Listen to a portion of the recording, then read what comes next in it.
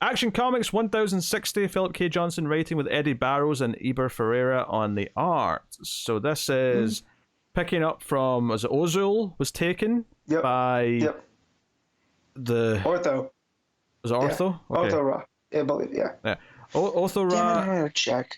Ortho Ra the girl got taken by the alternate daughter of Bruce Wayne. Nora Stone. Nora Stone. Yeah, but she is a descendant of Bruce Wayne, and she is Bruce and Talia's daughter. She's from the Dark Multiverse.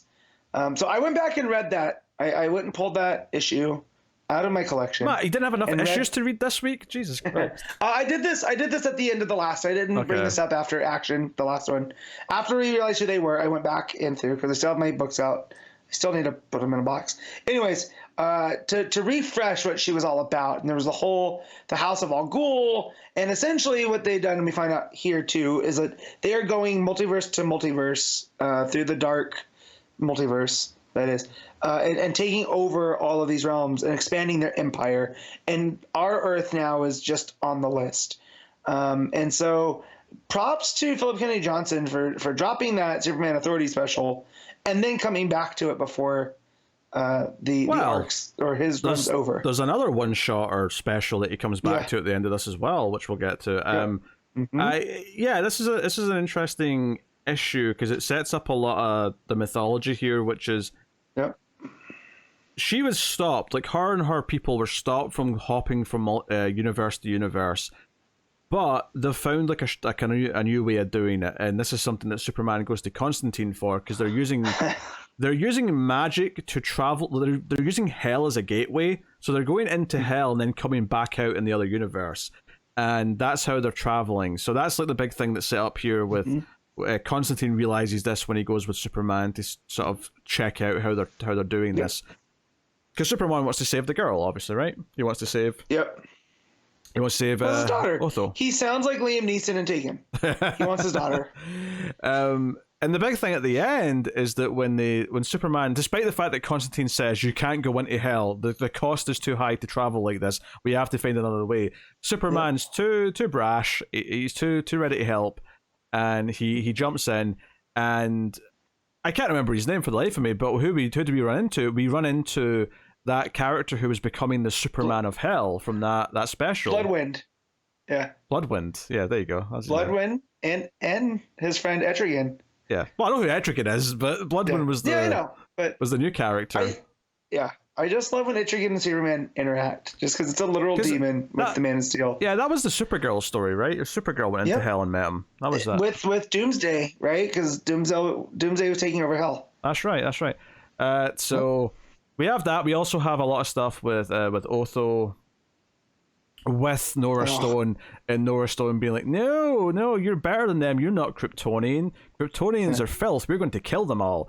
I do appreciate the evil part of it though, which was her saying that we're going to like make Metropolis not care about them, so that by the time we actually get rid of them, no one's even going to care. I made it a bit more sinister. There's a bit more there. And I like too that in the art they're showing like telling the super family that are still active, right? The Blue Earth people are coming through with the superpowers, and like, well, we don't need you anymore. We have our own. And it's it's making them feel replaceable, but like even Connor points out, like what makes Superman isn't the powers, it's the person behind the powers, So I do like that aspect of it. Is the villains seem to always miss that, it's not just the powers, it's the person wielding them. Yeah, and we get a new name for Nora Stone, her villain name, if you will, Sister Shadow. That goes kind of hard. I like it. It's all right. It could be worse.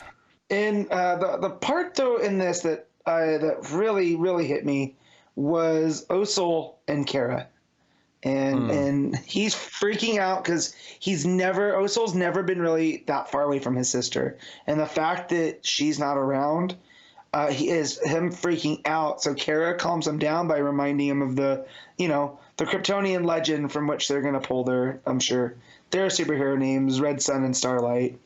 And again, this is what Philip Kennedy Johnson's really good at is using these made up mythologies to reinforce the main story. right? So in the story, Kara tells Osul, about, the seed that had fallen, onto this planet, and it became two children. The two children were found by warring clans, and they were meant to be used against each other, but, through it all, they came through the fires of Rao, they came together to make the world a better place. And it calms down Osul, and I love what this stands for Superman, right? Like, because he's his own legend, and we saw that in the first Philip Kennedy Johnson issue, the Future State stuff, right? Where that girl travels to, Smallville, almost like at this mecca point for Superman, and he's just constantly bringing that up and knowing that the Super family has this bigger place in when everything's said and done. It was just really nice too for Kara also to be that, not quite maternal, but the older person. This is who she was meant to be for Clark, right? Yeah. So it's like her fulfilling her destiny finally in a weird way. Yeah. So yeah, I also like they do some stuff here where Shadow Sister or Sister Shadow, Sister Shadow, that was the way around. She's basically showing Othu what are basically like one of the other multiverses, like, hey, you were meant to be this, and we see this vision of grown-up Otho holding a sword, and she's got armor on the red cape. She looks kind of badass. I'm not gonna lie. Yeah. And so, no, you're supposed to be a conqueror. Look at all those chains around your wrist that you built up from being a war zone. And this is who you're meant to be. So she's trying to seduce her over into this idea of like, no, you're not meant to be this goody two shoes that's raised by Superman. You're meant to be this warrior who admittedly looks pretty cool, but yeah, like you get that sense that if Ethan's going to try and convince her to switch over. The only sad part of all this is that we only have one issue left. Like, we only have the annual left to wrap up this story. So I don't think she's going to be as tempted as maybe we could have had if this was going to go longer. And I don't know if this was something that was planned to be longer, or if this was always the planned final destination. So I'm wondering if Ortho's going to give in to her Warzone tendencies and try to kill Nora for the greater good, right? Because we've seen what Blue Earth is doing across Metropolis and across their world, and this is what they do. They come and they take out the Kryptonians, basically shake people's belief in them, and then get rid of them, and that allows the Shadow Empire to come through, or the Empire of Shadows. And so I'm wondering if Ortho's going to get onto it and be like, well, I am a Warzone. No, he's fighting, and, it's going to be her brother that has to bring her back or whatever, but she is going to, be tempted by it. Because I just feel like when you have the daughter of Superman now and the daughter of Batman and Talia, they're kind of complement of each other's. So I wonder if that's where he's going with this, but I'm curious to see where it goes. Like, I'm excited for action, to see what it's going to do with these, rotating cast or creators, right? But I'm really going to miss this type of world building from Philip Kennedy Johnson. Yeah, I'm not super excited as of right now, because I'd rather we just had more Johnson action comics run.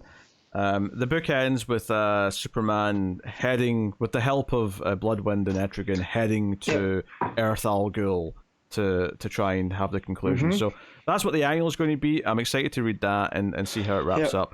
I still speculate that they could announce something that kind of does more, more Johnson Superman related stuff, or wherever it could be. But I mean, that said, we just got solicits for March and there was still nothing in there, so there'll be a bit of a gap if there is any sort of follow up, at least. So that's it. I did not read any backups, because backup number one was a continuation of the Dreamer story with Steve Orlando co-writing with Nicole Maines, and I did not like that story in last week's thing, so I had no interest in reading that. And then the other thing with Young Zod, I was fine.